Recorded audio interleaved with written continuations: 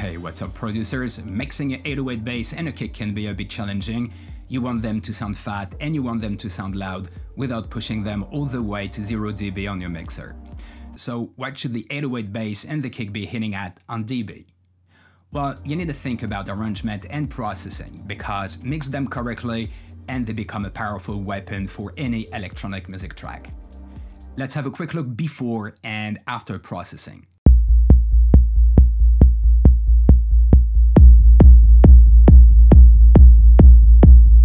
You can hear it sounds much louder and my levels have not changed a bit. So what dB are they on the mixer? In this example, I have MIDI regions with notes for my kick every beat and every half beat for my 808 bass. Simple. Adjust the volume of your kick so you reach -6 dB on your channel strip and route it to the drum bus. There's processing to do there. And adjust the volume of your 808 bass so you reach -15 dB on your channel strip and route it to the drum bus as well.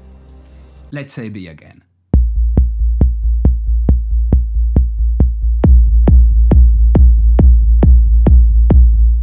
You can say -6 dB for the kick and -15 dB for the 808 bass will give you a very good starting point. And subscribe now because the sound you heard today, I will show you how to get that in the next videos. Thanks for watching and see you next time.